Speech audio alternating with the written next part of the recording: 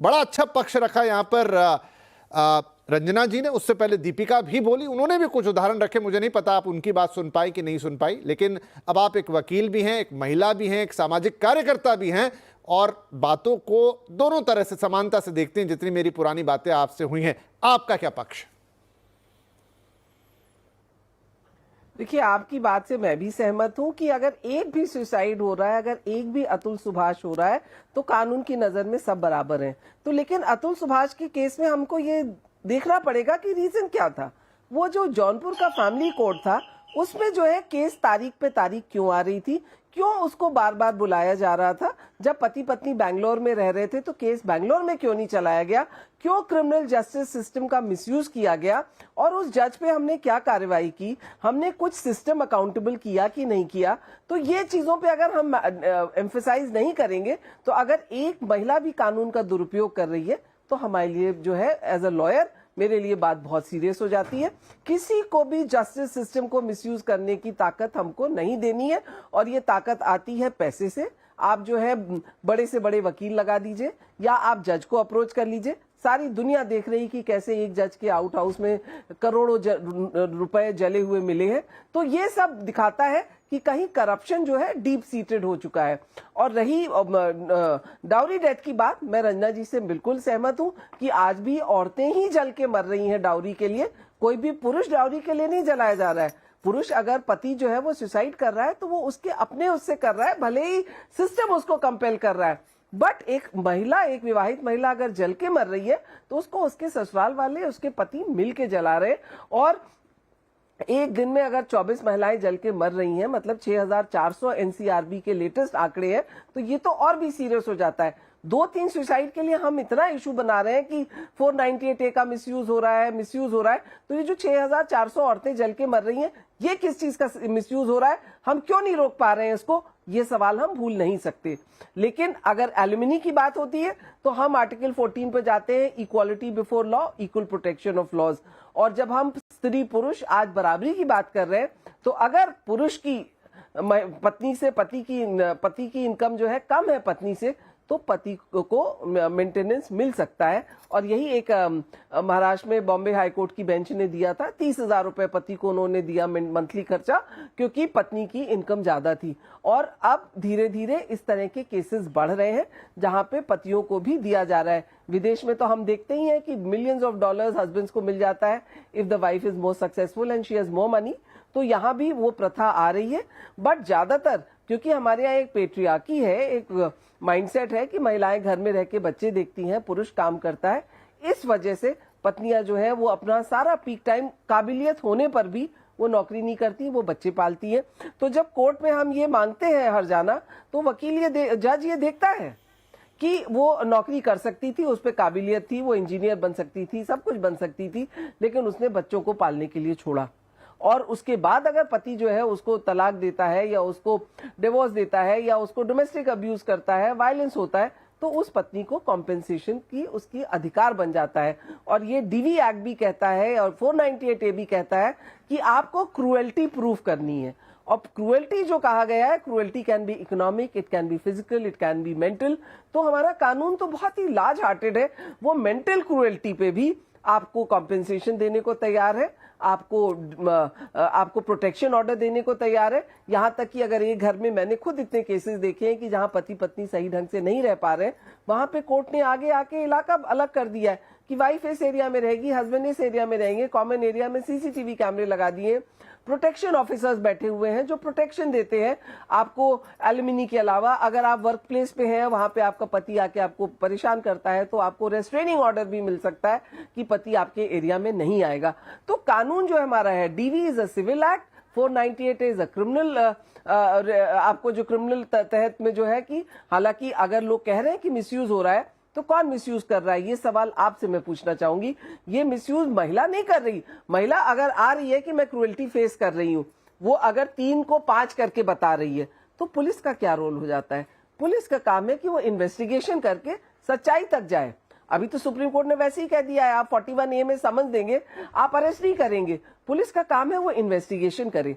और यहाँ पे आ जाता है भ्रष्टाचार। पुलिस वाले देखते हैं कि लड़के वाले जो है वो वेल प्लेस्ड है, बिजनेसमैन है, वहां उनको मोटी कमाई हो सकती है, क्योंकि कोई भी असभ्य व्यक्ति जो एक सोसाइटी में वेल प्लेस्ड है वो जेल नहीं जाना चाहता, और वो भी इसलिए कि आपने अपनी बहू को मारा है या आपने बहू को तंग किया है। तो उस वक्त पुलिस जो है वो क्विक बक बनाती है, वो FIR लिखने की तेजी करती है, तुरंत उठा के लोगों को जेल में डाल देती है। तो उसके लिए कौन जिम्मेदार है? सिस्टम जिम्मेदार है, करप्शन जिम्मेदार है। ये पुलिस अधिकारियों पर क्यों नहीं कार्रवाई होती अगर वो गलत FIR करते हैं? इसमें कोई नहीं उठाता है मुद्दा कि अगर कोई गलत अरेस्ट हुआ है तो उसमें क्या कार्रवाई की आपने पुलिस पे, आपने क्या कार्रवाई की उस जज पे जिसने बेल नहीं दी। तो जब तक क्रिमिनल जस्टिस सिस्टम को हम सही नहीं करेंगे तब तक इस तरह का लॉ का मिसयूज होता रहेगा। लेकिन ये जो डाउरी डेथ्स हैं, विमेन हैरेसमेंट है, ये इतना बड़ा गुनाह है। आज अगर हम सुन रहे हैं कि कम हो गई है डाउरी डेथ्स या हैरेसमेंट, तो बिकॉज ये कड़क कानून लाया गया।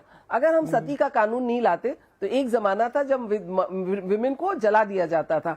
तो you need a shock treatment, और ये स्ट्रॉन्ग कानून लाने की वजह से ही जो है क्राइम कम हुआ है और रिपोर्टिंग बढ़ी है। रिपोर्टिंग जो क्राइम की है, महिलाएं अगर हिम्मत करके आगे आ रही हैं, आपको मालूम है 30 to 40% महिलाएं ही क्राइम रिपोर्ट करती हैं कि उनके साथ हो रहा है, बाकी जो है वो दबी बैठी रहती हैं। और मेरे पास इतने केसेस आते हैं जहां पे विमेन आती हैं, उनके पास पैसे नहीं होते वकील को देने के, उनके पास रहने का छत नहीं होता है, तो वो थक हार के न कंप्लेन करती हैं और न आगे केस लड़ती हैं।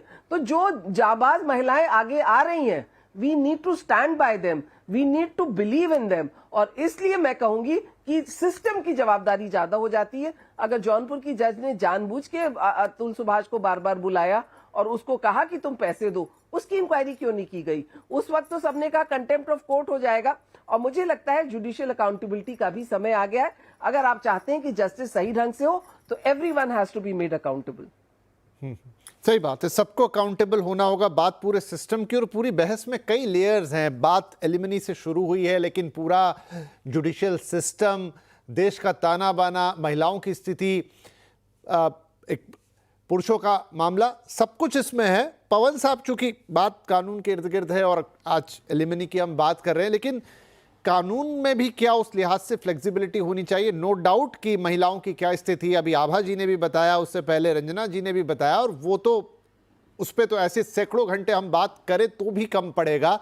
लेकिन जो अभी हम बात कर रहे हैं कि अगर यही मामला हम चहल और धनश्री वाला बात करें, जिस पे पूरी बहस हमने शुरू की, उस मामले में या उस तरीके के मामलों में जब दूसरा व्यक्ति या महिला सक्षम है, तो क्या कानून को उस हिसाब से एडजस्टेबल, लचीला, या जहां दूसरा व्यक्ति वो सक्षमता रखता है, तब ऐसे में उसके लिए एलिमनी क्या ज़रूरी बन जाती है? किस हिसाब से तय होगी? या फिर वो कि पति कितना कमा रहा है उस हिसाब से? अब धनश्री का तो अपना करियर है, वो तो खुद ही बताती हैं, और ऑलरेडी वो कमाती भी हैं। ऐसे केसेस में क्या कुछ चीज़ें अमेंडमेंट के तौर पे जोड़ के उसे ठीक कर सकते हैं? कैसे इसका निदान निकाला जाए? देखिए सर, सबसे पहले हमें एक बात समझने की जरूरत है, वो ये है कि जो भी धनश्री और चहल का या इसके पहले भी जो भी हमने इंसिडेंट्स देखे हैं, इसमें जो भी डिसाइड हुआ है एलिमनी, ये कोर्ट ने निर्धारित नहीं किया है, ये पार्टीज ने खुद सेटलमेंट किया है और उस पर ये एलिमनी डिसाइड हुआ है। तो इस पे ये कहना, क्योंकि अभी तक कोई भी ऐसा स्टेटमेंट एक्सेप्ट दैट जो टी शर्ट वाला जो आपने स्टेटमेंट बोला, इसके अलावा और भी कोई ऐसे इंसिडेंट नहीं आए हैं जहां पर चहल ने इसके लिए बोला हो कि मुझे बहुत ही गलत तरीके से फंसाया गया या मैं बहुत ज्यादा प्रेशराइज था। हो सकता है सिचुएशंस हो और बोला ना गया हो, लेकिन अभी ऐसे कोई भी ऑफिशियल स्टेटमेंट नहीं आए हैं, तो मैं उस पर टिप्पणी नहीं करूंगा। जैसे आपने लॉ के मिसयूज की बात करी, मैं उस पर बताना चाहूंगा। जैसे अभी कुछ दिन पहले दीपिका जी ने बहुत अच्छे से समझाया कि कैसे लॉ का मिसयूज हो रहा है। उसके बाद रंजना जी ने भी बताया कि कैसे महिलाएं ही प्रताड़ित हो रही हैं, और आभा जी ने भी कुछ बोला कि कोई पुरुष डॉरी के कारण नहीं मर रहे हैं। हम इसमें पहले एक एग्जैक्ट डेटा समझ लेते हैं, क्योंकि ये कोई एक पुरुष नहीं है जो सुसाइड कर रहा है, ये केवल एक महिला नहीं है जिसकी डॉरी डेथ हो रही है। अगर हम इसके डेटा को एनालाइज करेंगे, मैं आपको बताऊं कि 2014 से 2018 तक करीबन 22,579 22,579 महिलाओं के डॉरी डेथ के केसेस रजिस्टर्ड हुए थे, which is a very serious matter. 2022 में अगर हम एग्जैक्ट डेटा की बात करें जो एनसीआरबी का है, 6,450 डॉरी डेथ के केस रजिस्टर हुए थे। दूसरी तरफ अगर हम मेल के डेटा की बात करें, क्योंकि ओब्वियसली हम डाउरी से रिलेटेड डेथ मेल में नहीं फाइंड आउट कर सकते, ना ही उसका डेटा आ सकता है, क्योंकि डाउरी मेल के अगेंस्ट में होता नहीं है, ये कोई क्राइम नहीं है, तो उसका डेटा गैदर करना बहुत मुश्किल है। लेकिन अगर हम जनरल डेटा की बात करें, 2022 में एनसीआरबी ने बोला कि 1,22,724 मेल ने सुसाइड की है, और उसमें से 67% मैरिड मेल थे, और उसमें से 31% फैमिली प्रॉब्लम्स की वजह से डेथ हुई। अब मैं ये नहीं कहूंगा कि फैमिली प्रॉब्लम्स की वजह से जो डेथ हुई है वो उनकी वाइफ ने प्रताड़ित किया है, वो भी हो सकता है। तो ऐसे तो डेथ्स दोनों तरफ हो रही हैं, हमें दोनों तरफ के डेटा को देखने की जरूरत है, एक बैलेंस अप्रोच को लाने की जरूरत है। देखिए, हम कोर्ट में केस देखते हैं as an advocate, as a lawyer, हमारे पास कई बार ऐसे केसेस आते हैं जहां पर महिलाएं बहुत ज्यादा प्रताड़ित होती हैं। अभी मैं आपको कुछ दिन पहले की घटना बताऊं कि एक महिला थी जिसके साथ में झांसी में उनके पति पुलिस में थे, और उनको लगातार 30 साल से प्रताड़ित किया जाता था, उनको मारा जाता था, पीटा जाता था। जब भी वो पुलिस वाले आते थे, कभी घुटनों में लात मार देते थे, कहीं पीठ में लात मार देते थे। ऐसी अपमान भरी जिंदगी उन्होंने करीबन 30 साल झेली। उनके जब बच्चे बड़े हो गए, कोई बच्चा जब कुछ करने लगा, ऐसी सिचुएशन में जब पहुंच गए कि उन्होंने देखा कि नहीं, हमें अब आवाज उठाने की जरूरत है, तो उन्होंने आवाज उठाई, और तब उन महिला को उन्होंने दिल्ली शिफ्ट किया, और अब उन्होंने उनके अपने पति के अगेंस्ट में केस फाइल किया। अब कोर्ट ऐसी सिचुएशन में केस फाइल करते टाइम पे जब कोर्ट सुनते हैं, तो कोर्ट का ये कहना रहता है कि 30 साल बाद आपने क्यों केस फाइल किया। मेरा मानना यह है कि 30 साल बाद केस इसलिए फाइल किया, कोई भी महिला अगर कोई भी घटना को पिछले 30 साल से सह रही है, इसका मतलब ये नहीं है कि वो आने वाले और टाइम तक उसको सहती रहेगी। जनरली हमारे समाज में डाइवोर्स अगर हो रहे हैं तो ये रीजन दे दिया जाता है कि महिला एजुकेटेड ज्यादा हो रही हैं, वो इंडिपेंडेंट ज्यादा हो रही हैं, वो एम्पावर्ड ज्यादा हो रही हैं। तो ये कैसी बात होती है?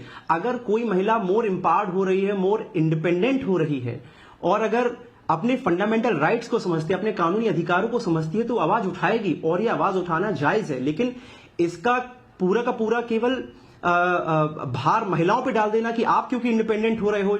फॉर एग्जांपल, अगर दिल्ली की बात करें, 30% दिल्ली, मुंबई एंड बेंगलुरु में 30% डाइवोर्सेस के केसेस हैं compare to all over India. अगर हम देखें तो केवल ये बोल देना कि दिल्ली में मोर इंडिपेंडेंट वुमेन इसलिए डाइवोर्स हो रहे हैं, ये बिल्कुल कहना एकदम सरासर गलत है। मैं इसमें बिल्कुल भी इस बात को सपोर्ट नहीं करता हूं। तो इसीलिए आज हमारे साथ मानवी है, नहीं, इस सवाल पे पहुंचना ही था, और शायद सही वक्त पे पहुंचे कि आपने बाकी कानूनी प्रक्रिया बताते हुए बात कहा कि इतने डिवोर्स आखिर हो क्यों रहे, क्योंकि इन सब की जड़ में तो डिवोर्स ही है ना, एक रिश्ता जो बना पति पत्नी का और वो टूट गया।